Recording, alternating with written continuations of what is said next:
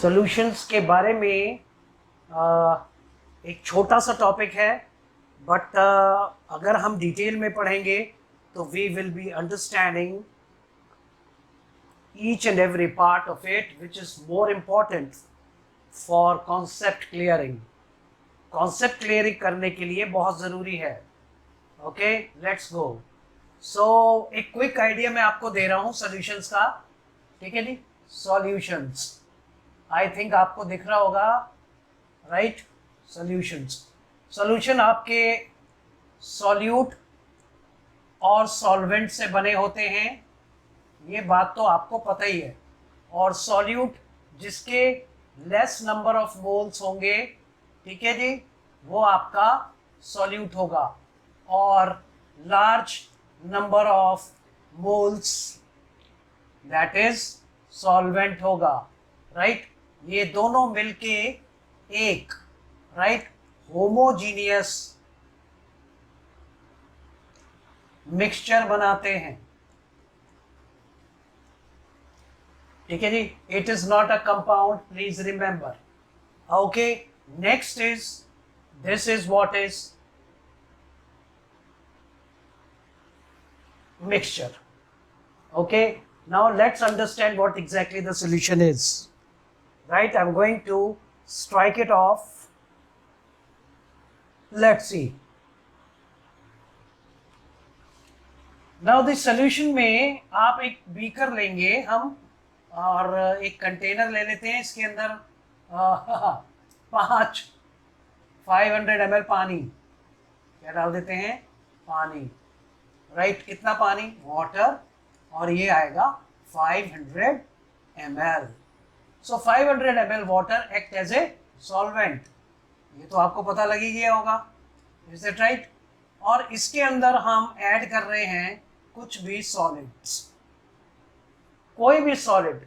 अब वो सॉलिड आपका क्या हो सकता है?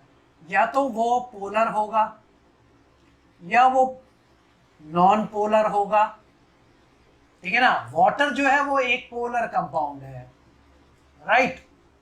ठीक है जी. अब पोलर के अंदर तो आपके जैसे सॉल्ट आ सकते हैं, राइट. सॉल्ट के बाद इसके अंदर आपके कोवेलेंट कंपाउंड आ सकते हैं. कोवेलेंट कंपाउंड जो आपने क्लास 11th में पढ़ा था केमिकल बॉन्डिंग में. So you might have heard about these kinds of things. और जैसे ही अब हम एक एग्जांपल ले रहे हैं. ये आपका बीकर है या कंटेनर है. इसमें सबसे इजी हमारा जो एग्जांपल है वो है, ठीक है, 500 ml वाटर. ठीक है. अब ये वाटर ले लिया, इसमें आपने 5 ग्राम NaCl डाला. तो हम कह सकते हैं व्हेन NaCl इज डिसॉल्व्ड या पुट इनटू, या हमने सॉल्वेंट के अंदर उसको इंट्रोड्यूस किया. So when NaCl is dissolved, ठीक है ना, it goes into the solution. It goes into solution. ठीक है. This process is called dissolution. फिर आपको पता लग गया. अब this process is called dissolution. तो अब आपको सबसे पहले ये पता लगा dissolution क्या होता है. When a solid substance is dissolved into, right, a solvent, or maybe a liquid is dissolved, maybe a gas is dissolved, right. So dissolution process. तो solids, solutes हो सकते हैं, liquids and gases, right. तो ये तीनों हम as a solute किसी भी सॉल्वेंट के अंदर इंट्रोड्यूस कर सकते हैं. और जब ये इंट्रोड्यूस होंगे तो उस प्रोसेस को dissolution बोलेंगे. यानी कि solution can be solids, solution can be liquids, solution can be gases. तीनों तरह के solution हो सकते हैं, solid, liquid and gas. ठीक है. This we go ahead. Now you understand the process of dissolution. So I think I am going to, you can take it down. अगर आप इसको नोट भी कर सकते हैं वीडियो पॉज करके, ठीक है ना. और अगर ईयरफोन लगा के और बड़े लैपटॉप पे देखेंगे ब्राइटनेस करके तो आपको बहुत अच्छा समझ में आएगा। मोबाइल पे भी आ जाता है but maybe sometimes it is not visible, right. So now we are going to do types of solution में सबसे पहले, right, solid, solute, present in liquids, right? Solid solutes present in liquids. Okay, that is what. Now the solid solute present in liquid means, right, another container 500 ml, हम लोग assume कर रहे हैं 500 ml पानी है, 500 ml water, okay, and we introduce, ठीक है जी, NaCl which is solid, maybe crystalline, non-crystalline, right? So now as soon as it is introduced, so it is basically solute plus में solvent and an equilibrium, ये बात ध्यान रखिएगा, equilibrium stage हो जाती है between solute and solvent. Either the heat is absorbed, यानी endothermic होगा जब आप ये डाल रहे होगे, मे बी एक्सोथर्मिक भी हो सकता है, maybe there is no heat evolved और एब्जॉर्ब्ड, यानी कि डेल्टा एच एंथैल्पी चेंजेस बिल्कुल नहीं होंगे। वो डिपेंड करता है ये तीनों बातें कि किस टाइप का आपका क्या सॉल्यूट है। Got it? What type of solute which you are adding, right, will decide whether the process will be endothermic, exothermic और। बट आपके क्लास 12th में जब भी हम सॉल्यूट को, सॉलिड सॉल्यूट को सॉल्वेंट के अंदर ऐड करते हैं तो process is found to be endothermic, process is found to be endothermic. Endothermic in the sense कि किसी भी चीज में उसका इंट्रोड्यूस होना और हीट को एब्जॉर्ब करके उसके अंदर वो आपका पर्टिकुलर सॉल्यूट इंट्रोड्यूस हो। Very easy, it is very easy, so you know, right? Now when solute is dissolved, यानी कि प्रोसेस जो है आपका डिसॉल्व यानी डिसोल्यूशन का होता है, when solute is dissolved, और जब भी कोई प्रोसेस हो रहा होता है डेल्टा जी नेगेटिव होता है, यानी गिब्स फ्री एनर्जी का वैल्यू हमेशा नेगेटिव होता है। अगर प्रोसेस नहीं हो सकता, जैसे कि पानी के अंदर सैंड नहीं घुल सकती, तो उसका डेल्टा जी की value would be positive, so non spontaneous process. क्योंकि ये प्रोसेस होता है, सॉल्यूट डिसॉल्व हो रहा है, ठीक है ना, सॉल्यूट इंटरैक्ट करता है, solute interacts with solvent molecules और वो सॉल्वेंट मॉलिक्यूल्स के साथ इंटरैक्ट करता है। ये एक पॉइंट है, राइट। अब इंटरैक्शन के अंदर, is that right, there are attractive forces, right, develops. Okay, now अब क्या है कि मान लीजिए आपने 5 ग्राम NaCl डाला 500 ml पानी में, फिर 5 ग्राम और डाला, घुल गया, फिर आपने राइट 20 ग्राम डाल दिया, टोटल 30 ग्राम हो गया, वो भी घुल गया, ठीक है। फिर आपने 100 ग्राम डाल दिया, 120, 130 यानी 130 ग्राम्स, ये भी घुल गया, राइट। बट उसके बाद मान लो फिर 5 ग्राम आपने डाला और ये 5 gram NaCl not dissolve, right. इसका क्या मतलब हुआ? When further no more solute is added और कैन बी एडेड, घुलना बंद हो जाए, no more solute can be added, right? It is called, इसको हम बोलते हैं saturated solution।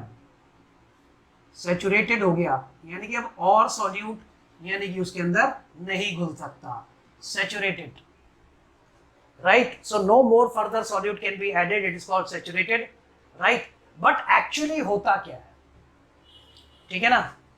ये देखिए, जो शायद आजकल स्टूडेंट्स को ये नहीं मालूम, और मे भी मालूम होगा, बट मैं आपको एक चीज समझाना चाहता हूँ।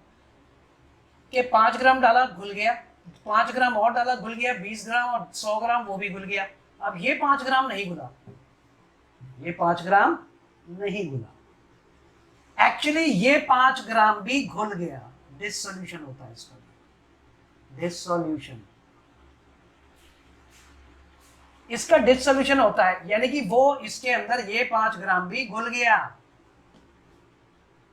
ठीक है। और इतना ही अमाउंट जो ऑलरेडी घुला हुआ था फ्रॉम द सॉल्यूशन, ठीक है जी, that settles at the bottom, ठीक है ना, as you know crystals. The process is called crystallization. Therefore हम लोग कह सकते हैं, we can say, right the rate of dissolution, right, is equal to the rate of crystallization or precipitation. Is that right? Now there is a collision between solute and solvent. जब कोई solute डालते हो तो collision होता है, collision में basically the kinetic energy होती है दोनों की, right, यानी solute particles की और solvent particles की। So what happens is they separate out। ये प्रोसेस आपका कब होता है?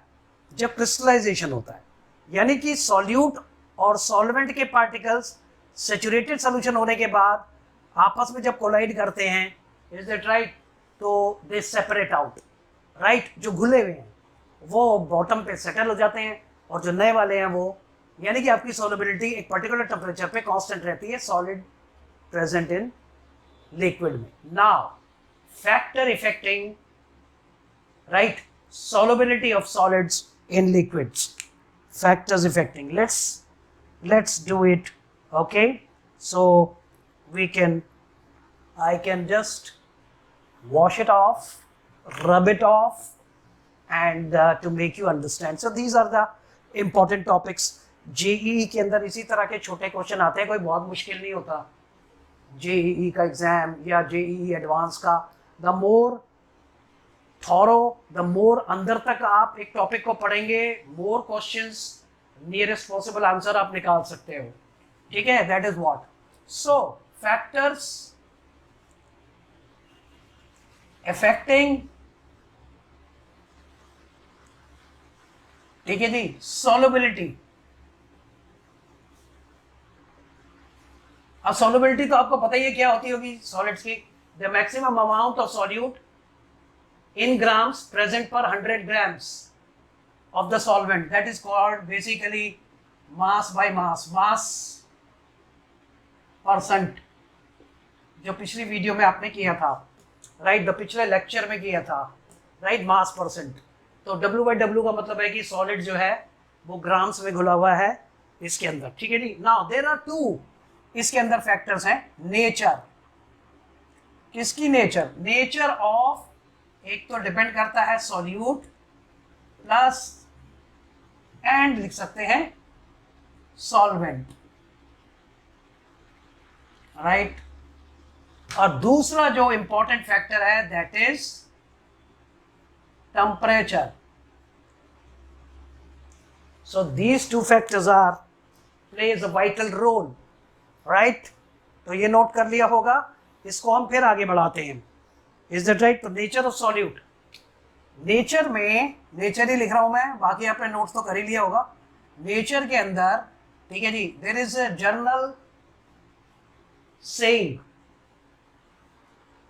जर्नल सेइंग है, हिंदी में बता देता हूं, लाइक डिसॉल्व लाइक, या जिसमें जैसे बोलोगे लाइक डिसॉल्व लाइक बोलते हैं इंग्लिश में, लाइक डिसॉल्व्स लाइक, यानी कि इसका मतलब है polar compounds dissolve in polar solvents. Polar जो है वो पोलर के अंदर ही घुलेंगे, राइट, और जो नॉन पोलर है compounds way dissolve in non polar solvents. Clear? तो नॉन पोलर तो आ गए आपके कोवेलेंट कंपाउंड्स हो गए, बट मैं कई बार आपको बताता हूँ पोलर का भी वाइटल रोल है। पोलर कंपाउंड्स लाइक वाटर हम यहाँ पे जो यूज कर रहे हैं, राइट? तो कैसे एक सॉल्यूट उसके अंदर घुल जाता है, राइट? इसके एग्जाम्पल भी आप लिख सकते हैं। एक्चुअली मैं बताऊं आपको, जितने भी आयनिक कंपाउंड्स हैं वो पोलर होते हैं, ठीक है ना? Polar compound is in polar solvents, यानी कि आयनिक कंपाउंड्स इधर आप ऐड कर सकते हैं, ठीक है ना? तो ionic compounds are more soluble in water than non polar. इसका क्या मतलब हुआ?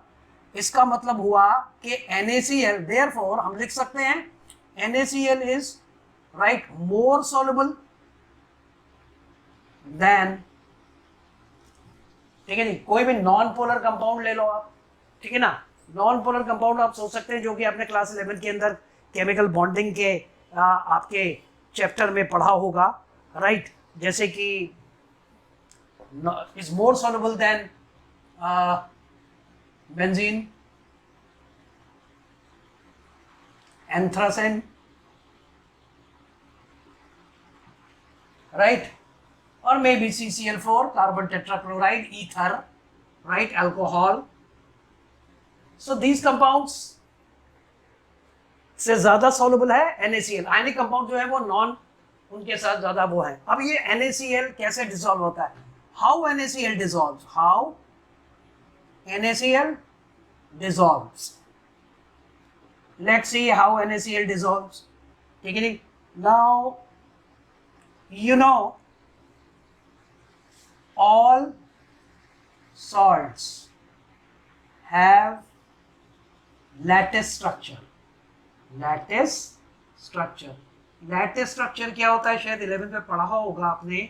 lattice structure में मैं फ्रंट व्यू बना रहा हूँ जिसमें आपकी कैटायंस एनायंस अल्टरनेटिवली अरेंज होती हैं, is that right, in a definite geometrical pattern, और इसको हम 3 डायमेंशनल ऐसे करके बना सकते हैं, right? So this will be something like this, alright, and this will be something like this and this. So this is basically lattice, and alternatively her ionic compound का एक कोऑर्डिनेशन नंबर होता है, यानी कि number of cations surrounding the anions and number of anions surrounding the cation in a lattice structure. So this is lattice of मान लो NaCl है, right? और इसके अंदर alternatively right NaCl की ions लगी है। This is Na positive, this is Cl negative. Now there is a force of attraction between this, electrostatic forces of attraction NaCl के अंदर होती है। Now आपने इसको डाला पानी के अंदर, right? So ये देखिए, ये आपका वही 500 ml पानी है, ऊपर से आपने 5 ग्राम NaCl डाल दिया, ये घुल गया, प्रोसेस ऑफ डिसोल्यूशन हो गया। इसके अंदर क्रिस्टलाइजेशन नहीं होगा, तो इक्विलिब्रियम अटेन नहीं होता, यानी कि सैचुरेटेड नहीं होता NaCl। तो पानी के मॉलिक्यूल है ये, उनके बीच में हाइड्रोजन बॉन्डिंग होती है। ये बहुत सारे करोड़ों अरबों आपके वाटर मॉलिक्यूल्स ऐसे रेंडमली, ठीक है, अवेलेबल हैं। अब इसके अंदर आपने डाला NaCl, लो जी डाल दिया NaCl।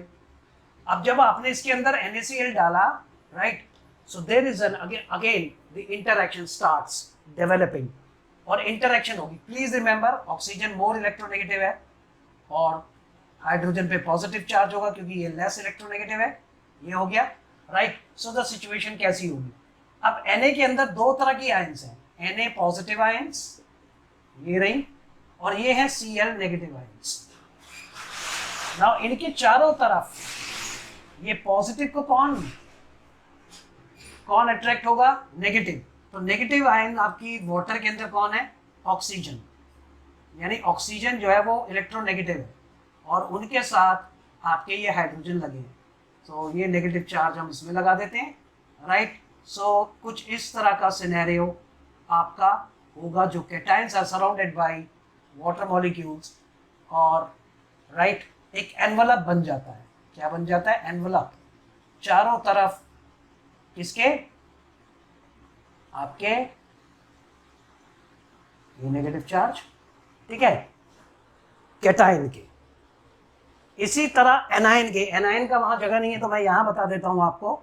ये Cl आयन है, राइट, और इसके अंदर तो ये नेगेटिव है तो पॉजिटिव पार्ट इसकी तरफ अट्रैक्ट होगा, और ये जो मैं बना रहा हूँ ये जल्दी बनाने के लिए ये O नेगेटिव तो आपके बाहर आ गए, उसमें अंदर की तरफ है, ठीक है, और बाहर की तरफ इसलिए आ गए क्योंकि नेगेटिव नेगेटिव रिपेल होते हैं, ये पॉजिटिव और नेगेटिव के बीच में इंटरेक्शन स्टार्ट हो जाएगी, इज दैट राइट। तो ये सारे आपके H plus, is that right, right, H। तो water molecules forms some types of envelope between the Na part and the Cl part. That is how NaCl dissolves. एक चीज और बताना चाहूंगा कि जब ऐसा होता है तो एनर्जी आपकी रिलीज होती है, यानी कि cations and anions when interact with the water molecules, the energy is released, right? That energy breaks. That energy breaks the lattice structure. और जब लैटिस स्ट्रक्चर टूट जाता है तो Na और Cl अलग अलग हो जाते हैं, डिसोसिएट हो जाते हैं। इसीलिए कहते हैं कि electrolyte dissolve when dissolved in water they dissociate into their cations and anions. ये शायद आपने क्लास 11th के अंदर पढ़ा होगा, क्लास 11th के अंदर आपने लैटिस एंथैल्पी ये पढ़ी होगी। बट यहाँ पे जो एनर्जी निकली है, राइट, वो वाटर मॉलिक्यूल्स की वजह से निकली है, वाटर मॉलिक्यूल्स की वजह से निकली है। वाटर मॉलिक्यूल्स का मतलब ये हुआ कि आप वाटर यानी कि hydration, right, so it is called hydration enthalpy, right. This hydration enthalpy basically does not allow, ये हाइड्रेशन एंथैल्पी यानी एनर्जी जो निकलती है ये कैटायन और एनायन को वापस कंबाइन नहीं होने देती, वापस कंबाइन नहीं होने देती। यानी कि वाटर मॉलिक्यूल जब पुल करते हैं कैटायंस को, वाटर मॉलिक्यूल पुल कर रहे हैं कैटायन को इसमें, right, negative part positive part को, और इसमें नेगेटिव पार्ट को पॉजिटिव कर रहा है और इसमें पॉजिटिव पार्ट को नेगेटिव कर रहा है, ठीक है। So this is what is basically happening, right. So this is basically called surrounding हो जाती है, तो इसको हम बोलते हैं हाइड्रेशन। क्या बोलते हैं? हाइड्रेशन, राइट, यानी कि solution is said to be hydrated, solution is said to be hydrated, right, and the amount of energy which is released, right, is called hydration enthalpy. ये मैं आपको लिखवा नहीं रहा हूँ, जस्ट मैं बता रहा हूँ what exactly happens. Okay, now let's go to another aspect. So nature of like dissolve like के अंदर ये सारी चीजें बहुत इंपॉर्टेंट हैं, राइट, जो आपको समझनी है।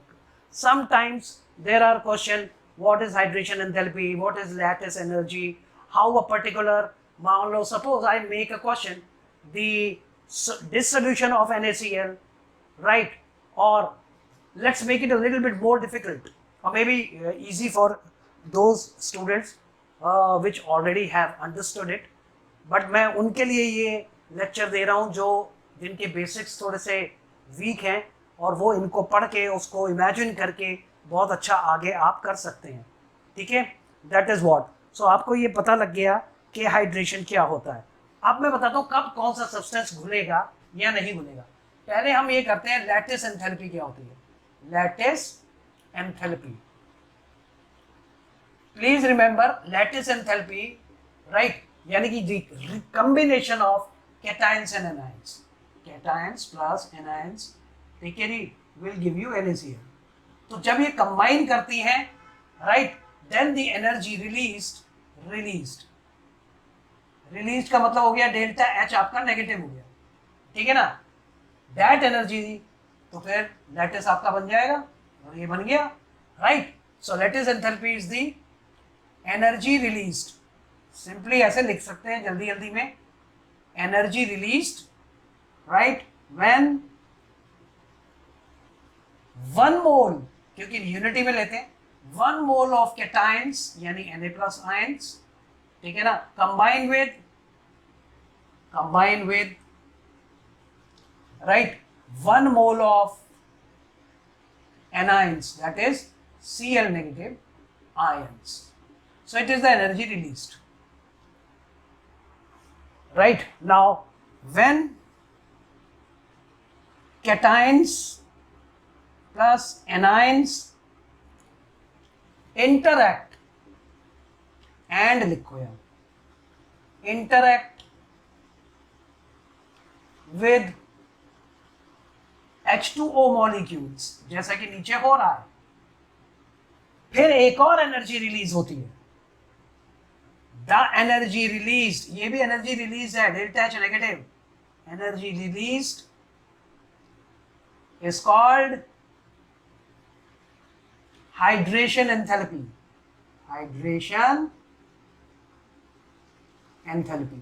यानी when 1 mole लेना है, please remember 1 mole. When 1 mole of cations and 1 mole of anions interact with water molecules, the energy released is called hydration enthalpy. यहाँ पे enthalpy लिख सकते हैं, right? टाइम ज़्यादा लग जाता है लिखने में, ठीक है। अब हमें कैसे पता लगेगा कि कौन सा सब्सटेंस घुलेगा या नहीं घुलेगा? हर पोलर कंपाउंड की, इज दैट राइट, एक एंथैल्पी होती है। अब वो एंथैल्पी देखिए व्हेन हाइड्रेशन एंथैल्पी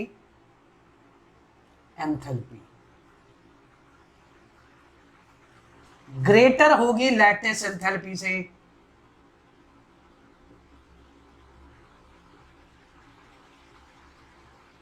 ठीक है जी, compound will dissolve, compound would dissolve, ये बात आप याद रखना। और इसका रीजन भी मैं बता दूंगा।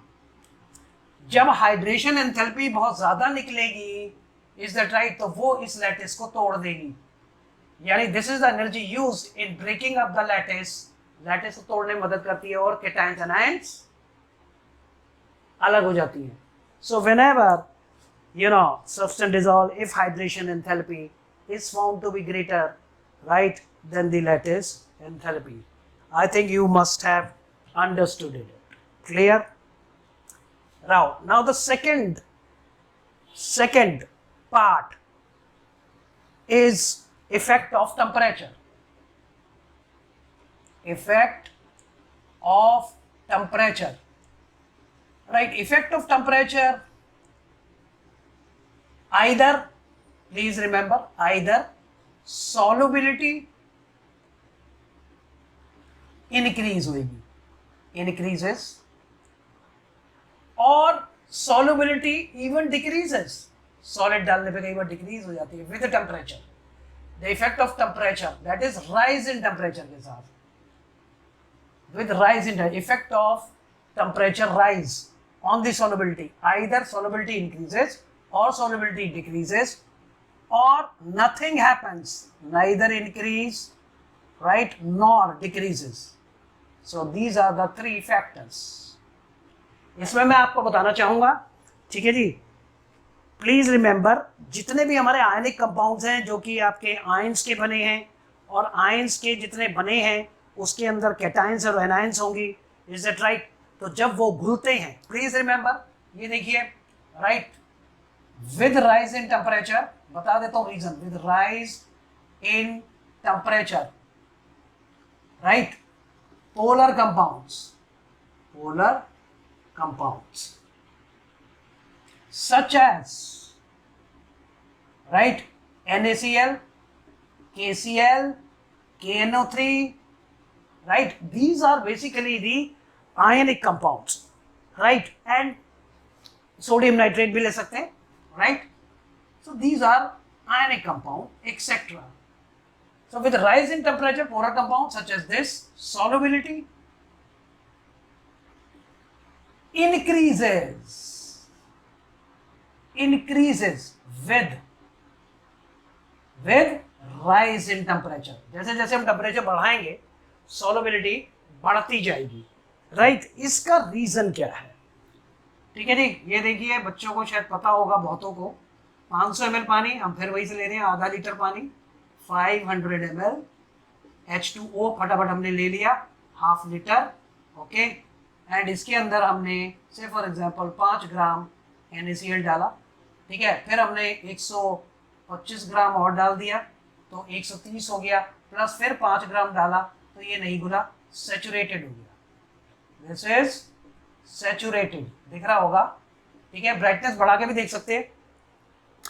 तो सैचुरेटेड हो गया। अब सैचुरेटेड सोल्यूशन के अंदर ये 5 ग्राम हमें घोलना है और नीचे बॉटम में कुछ क्रिस्टलाइजेशन नहीं कराना है, राइट। तो सॉल्युबिलिटी कैसे बढ़ेगी, क्योंकि जब भी आप चीनी पूरी घुल जाती है और सैचुरेटेड हो जाता है शुगर सोल्यूशन, थोड़ा सा टेम्परेचर बढ़ाएंगे तो थोड़ी और चीनी घोल सकते हैं, but not very high amount, थोड़ा सा और घुल जाता है। क्यों? ठीक है ना, इसका रीजन क्या है? ठीक है ना, सॉल्युबिलिटी लिख सकते हैं आप of solids in liquids, solids, और सॉलिड्स में भी polar compound that is basically ionic. ठीक है जी, solids in liquids increases because process, ठीक है, of this solution, process of this solution is endothermic, heat लेके आगे बढ़ेगा भाई। ओके, एंडोथर्मिक यानी कि आपने सॉल्यूट डाला, देख रहे होंगे, प्लस में सॉल्वेंट, राइट, तो आपने टेम्परेचर बढ़ाया तो हीट ऐड करेंगे, ठीक है, और तब ये आपका बनेगा सॉल्यूशन। यानी कि जब जब आप आयनिक कंपाउंड घोलेंगे और टेम्परेचर बढ़ाते हैं तो प्रोसेस एंडोथर्मिक होगा। अब देखो, according to the Le Chatelier principle, ज्यादातर टीचर्स उसको ली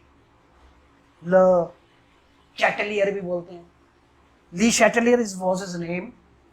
तो जब आपने सॉल्यूट इसके अंदर डाला, राइट, ठीक है, तो हीट आपने टेम्परेचर राइज करा, ठीक है, एंडोथर्मिक, यानी कि एंडोथर्मिक। तो जब आपने टेम्परेचर बढ़ाया तो ली शैटेलियर प्रिंसिपल के हिसाब से उसको कम करने का इफेक्ट पैदा होगा। प्लीज रिमेंबर, जहां भी कोई चेंज लाते हैं उसको उसका उल्टा इफेक्ट पैदा होता है ली शैटेलियर के हिसाब से। तो हीट को कम करने का इफेक्ट पैदा होगा। और हीट कम कैसे होगी? जब हीट इन दोनों के अंदर यूटिलाइज होगी, और यूटिलाइज हो जाएगी, राइट, तो ये दोनों कंबाइन कर जाएंगे, यानी more of solute enters into solvent, तो आपका प्रोसेस ऑफ डिसोल्यूशन बढ़ जाएगा। यानी कि हीट कम कैसे होगी? जब दूसरे ढंग से सीखो, हीट कम कैसे होगी ली शैटेलियर प्रिंसिपल के हिसाब से? आपने तो टेम्परेचर बढ़ाया है ना, तो हीट बढ़ गई। तो फिर इसको कम करने का इफेक्ट कैसे पैदा होगा? ठीक है ना, जब हीट यूटिलाइज होगी। यूटिलाइज कब होगी? जब ये दोनों कंबाइन करेंगे। जब ये दोनों कंबाइन करेंगे तो क्या होगा? प्रोडक्ट्स बनेंगे, यानी रिएक्शन फॉरवर्ड में चलेगा। और फॉरवर्ड में क्या हो रहा है? सोल्यूशन बन रहा है, प्रेसिपिटेशन थोड़ी हो रहा है, क्रिस्टलाइजेशन थोड़ी हो रहा है। Is that right? That is why substances like these, आपके जितने भी हैं, वो टेम्परेचर के साथ क्या होते हैं? According to Lee Chatelier principal, वो आपके टेम्परेचर के साथ, ठीक है, इनकी सॉल्युबिलिटी बढ़ जाती है। ठीक है जी, आप देखिए, this is quiet one more thing, because it is taking lot of time. I mean, let's see. The video, the lecture has become a bit lengthy, no problem. कुल मिला के समझ आना चाहिए। ली शैटेलियर प्रिंसिपल में जिधर भी कोई चेंज करेंगे आप, चेंज का मतलब है टेम्परेचर, प्रेशर, कंसंट्रेशन, ठीक है। अगर कंसंट्रेशन बढ़ाई तो उसको कम करने का इफेक्ट पैदा होगा, टेम्परेचर बढ़ाया तो उसको कम करने का इफेक्ट पैदा होगा, ठीक है ना। और उस हिसाब से देखना है कि आपका जो इक्विलिब्रियम है वो किस डायरेक्शन में शिफ्ट हो रहा है। किस डायरेक्शन में मतलब शिफ्ट हो रहा है, इक्विलिब्रियम का मतलब होता है, ठीक है, कि किस डायरेक्शन में रिएक्शन चलेगा, फॉरवर्ड चलेगा, बैकवर्ड चलेगा, नहीं चलेगा, आगे चलेगा, क्या करेगा, सब देख। नाउ वी स्टार्ट सॉल्युबिलिटी कैसे डिक्रीज होती है विद राइज इन टेम्परेचर। तो इसके लिए आपको समझना होगा नाउ बी पार्ट। पहले वाले पार्ट में तो सॉल्युबिलिटी इंक्रीज हो रही थी टेम्परेचर बढ़ाने के साथ for compound which are ionic. Now solubility यहां आप देख सकते हैं, ठीक है, सॉल्युबिलिटी डिक्रीजेस। ऐसा नहीं है कि सॉल्युबिलिटी डिक्रीज नहीं होती, सॉलिड्स की होती है, और वो भी आयनिक कंपाउंड ही होते हैं, एक तरह के सॉल्ट होते हैं। तो solubility decreases with rise in temperature. Rise in temperature को मैं लिख रहा हूं TEMP, तो प्लीज आप समझ जाइएगा ठीक है ना। अब आप इसमें हम पढ़ेंगे compounds such as cerium sulphate, ठीक है जी, lithium carbonate, their solubility actually decrease हो जाती है, decreases with rise in temperature. लिखने में ज्यादा टाइम लगता है, बोलने में तो नहीं लगता है, बट आप नोट कर सकते हैं, इसलिए मुझे लिखना है, इसीलिए शायद लेक्चर लंबा हो जाता है। ठीक है, compound such as cerium sulphate, ये डी ब्लॉक एलिमेंट का सल्फेट है। Salt, very reactive element lithium, ठीक है, इसका भी जो इलेक्ट्रॉन पोटेंशियल है -3.05 है, विच इज बेसिकली हाईएस्ट और strongest reducing agent available in the periodic table, है ना। और सॉल्युबिलिटी इनकी डिक्रीज होती है, क्यों होती है? बिकॉज का साइन है ये, ठीक है ना।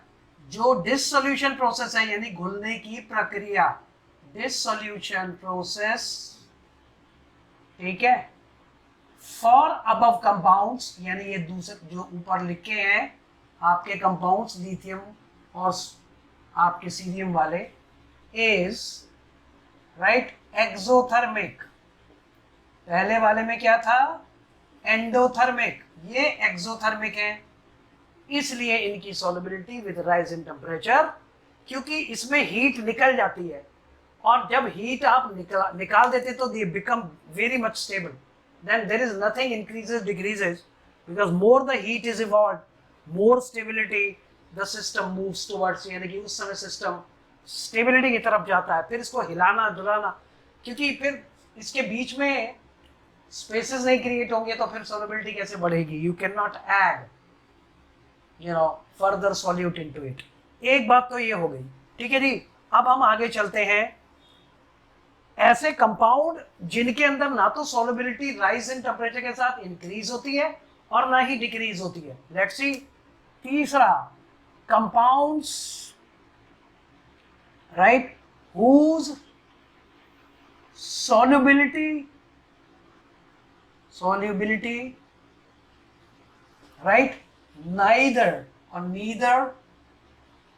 increases, यानी कि ये इंक्रीज का साइन समझ लो, nor decreases, राइट। तो ऐसे भी हमारे कंपाउंड्स हैं जिसमें ना तो सॉल्युबिलिटी इंक्रीज होती है और ना ही सॉल्युबिलिटी डिक्रीज होती है। कब? जब हम क्या टेम्परेचर को बढ़ाते हैं। कब कब? उसमें दो पार्ट हैं, ए एंड बी, ठीक है ना। When one polymeric form of compound, polymeric forms भी तो होती हैं, वन पॉली, जैसे alpha sulphur, beta sulphur, right. So when one polymeric forms changes to another, तब ना तो सॉल्युबिलिटी इंक्रीज होती है ना डिक्रीज होती है, ठीक है ना। इसके लिए एग्जांपल हम आपको बता देता हूँ, राइट। ये जैसे कि अल्फा से बीटा ट्रांजिशन हो रहा है, राइट, तो सॉल्युबिलिटी पे असर नहीं पड़ेगा। एंड जैसे कि दूसरा जो इसमें पॉइंट है, बी पॉइंट, ठीक है ना, व्हेन हाइड्रेशन चेंजेस, टेम्परेचर बढ़ाने पे हाइड्रेशन चेंजेस, जैसे कि Na2SO4.10H2O आपका जो है वो चेंज हो गया Na2SO4 में। इसी तरह कैल्शियम क्लोराइड .6H2O आपका चेंज हो जाता है CaCl2.2H2O में या 4H2O में। यहाँ 4H2O लिख सकते हैं, फिर वो फर्दर चेंज हो जाता है CaCl2.2H2O में। तो इसके अंदर बेसिकली क्या है कि जब आप टेम्परेचर बढ़ाते हैं तो वो इनको इवोपरेट करने में वो जो हीट है वो यूज हो जाती है, तो आपका सॉल्यूट ये और ये सेम रहता है, यानी सॉल्युबिलिटी में कोई असर नहीं पड़ता टेम्परेचर बढ़ाने का, neither it increases nor decreases. So these are the solubility neither increases nor decreases for such and compounds, right? But इसमें फॉर्म चेंज हो जाती है, तो एक पर्टिकुलर टेम्परेचर पे ऐसा होता है। सो हम ये भी कह सकते हैं the temperature at which one form, ठीक है जी, ऑफ कंपाउंड, आप फटाफट लिख सकते हैं, चेंजेस इनटू अनदर,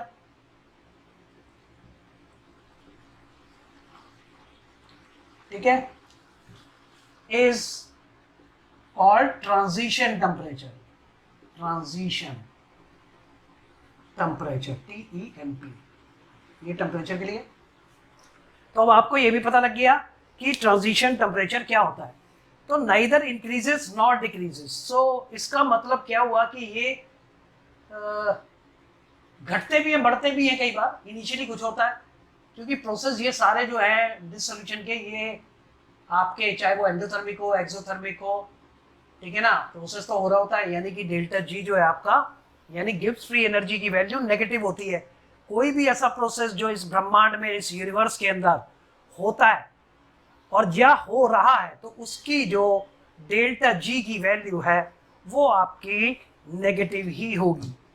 देखिए आप इसमें कर्व्स डाल सकते हैं, कर्व्स किसके बेस पे, राइट, आप हम दो ग्राफ बना सकते हैं, राइट। यहाँ पे हम टेम्परेचर ले लेते हैं, मैं जल्दी जल्दी बना रहा हूँ, ये आ गया आपका टेम्परेचर, और इधर भी आ गया टेम्परेचर TEMP, जो इधर को बढ़ रहा है ऐसे, राइट, और ये जैसे ये ऐसे बढ़ रहा है, राइट, तो ये 0 है, 10 20 30 40, ठीक है जी, तो ये 40 हो गया, राइट, और ये ऐसे हो गया, ये आपका मान लीजिए NaCl है, ये आपका KCl है, इज दैट राइट, और ये आपका NaNO2 है, राइट, और ये आपका KNO3 है।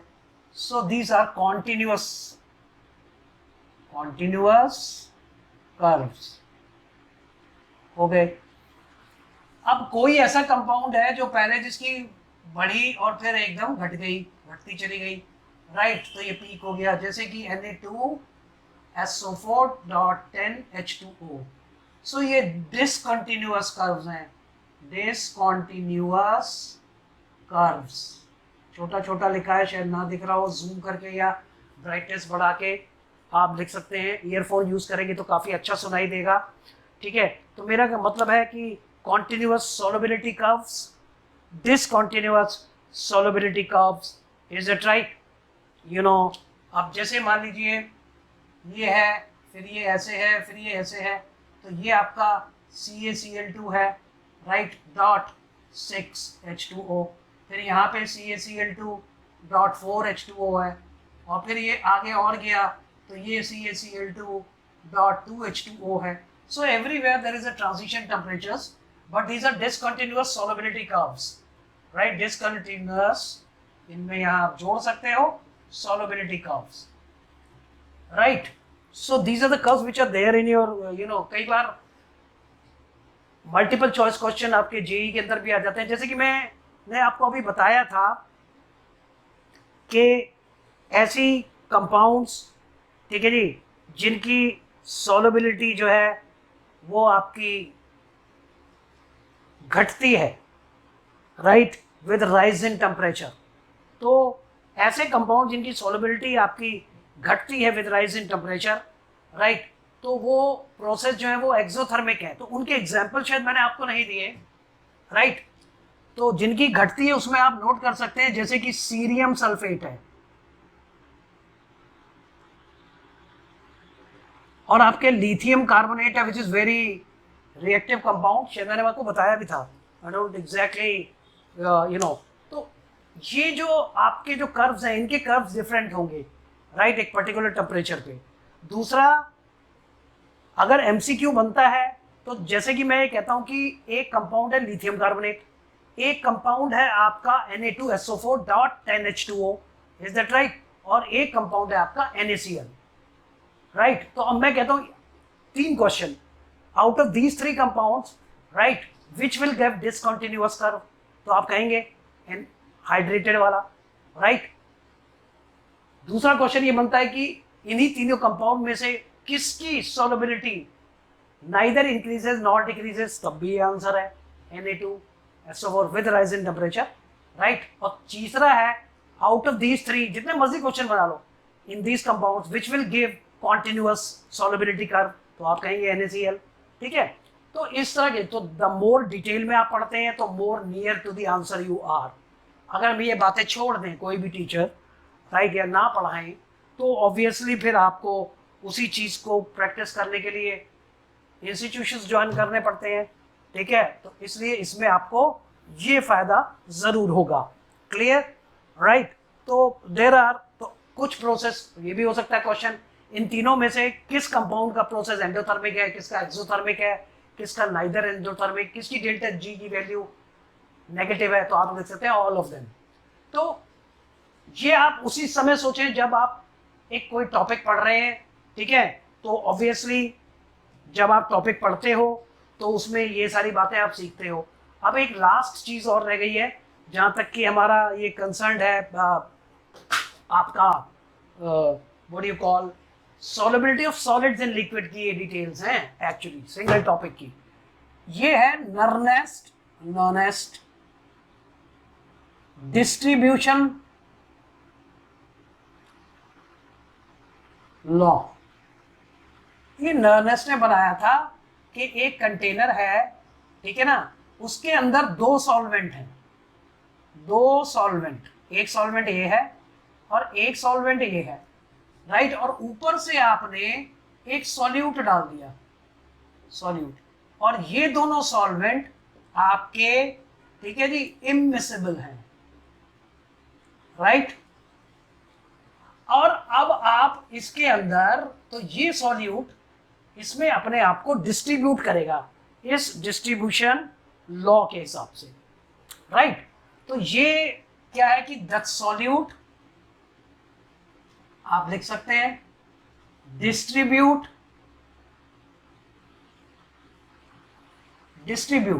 इटसेल्फ, अपने आप को, इन सच अ वे दैट,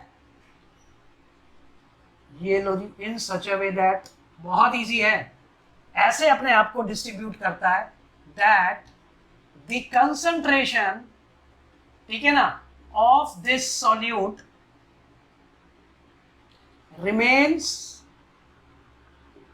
कांस्टेंट, ठीक है ना, एट कांस्टेंट, एक पर्टिकुलर टेम्परेचर पे, at constant T, right. Provided, इसमें कंडीशन है, प्रोवाइडेड द सॉल्यूट, ठीक है जी, शुड नॉट अंडरगो, इसका बेचारे का अंडरगो, या तो डिसोसिएशन नहीं होना चाहिए या फिर इसका एसोसिएशन भी नहीं होना चाहिए सॉल्यूशन के अंदर, राइट, ऐसे है, ठीक है जी। So neither the solute associate और डिसोसिएट, ठीक है ना, तब तो ये अपने आप को इक्वली डिस्ट्रीब्यूट करेगा, ठीक है ना, और कंसंट्रेशन अपनी हर जगह पे सेम रखेगा, राइट। और ये तो इसका वो कहते हैं concentration of one solvent, concentration of two is equal to K, which is basically called partition, ठीक है जी, पार्टीशन, इसको कोफिशिएंट बोलते हैं, कोफिशिएंट, और डिस्ट्रीब्यूशन कोफिशिएंट भी बोल सकते हो। तो कई बार क्वेश्चन आ जाता है, what is distribution coefficient, what is Nernst distribution law deals with, right, how according to the Nernst the solute distributes itself, ठीक है जी, क्लियर। अब आ जाओ एक और छोटा सा लास्ट टॉपिक, दैट इज के, मैं मिटा देता हूं इसको so that you will be able to see it. Laptop पे अगर आप अपने इस लेक्चर को देखें या टैब पे देखें ब्राइटनेस बढ़ा के और ईयरफोन लगा के तो अच्छा रहेगा। Now the thing is, please do not रट्टाफाई और mug the thing, no mugging, no रट्टाफिकेशन। समझी हुई चीज सारी जिंदगी याद रहेगी, रटी हुई चीज 2-2.5 महीने याद रहेगी, उसके बाद भूल जाओगे। तो इसलिए please try to understand, okay, try to understand. Nernst equation आपको केमिस्ट्री में, इलेक्ट्रोकेमिस्ट्री में भी है। अब extraction of solids, from the solution, extraction of solutes. अब क्योंकि सॉल्यूशन आपके जो होते हैं वो होमोजेनियस मिक्सचर होते हैं, कंपाउंड नहीं होता, और मिक्सचर्स के कॉन्स्टिट्यूएंट पार्टिकल्स को हम फिजिकल मेथड लगा के क्या कर सकते हैं, सेपरेट कर सकते हैं। तो सॉल्यूट्स का एक्सट्रैक्शन या तो दो ढंग से होता है, सिंगल स्टेप,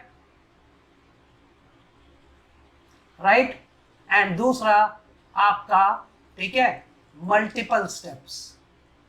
तो ऐसा माना जाता है कि ये इट इज नॉट एडवाइजेबल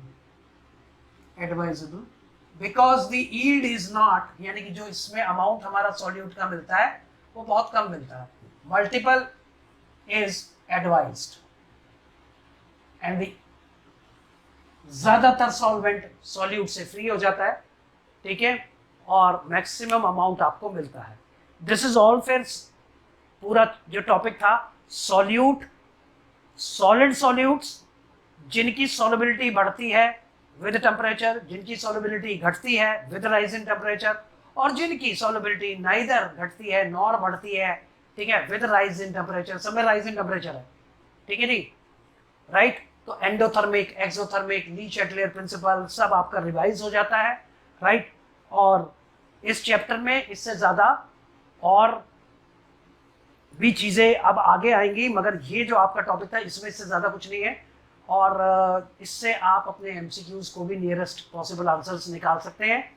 और मैं एक चीज और कहना चाहूंगा इसके अंदर कि इस उसी दिन जिस दिन आप करो उसी दिन इसको रिवाइज करो और साइंस को इमेजिनेशन से आप समझें। Thank you very much.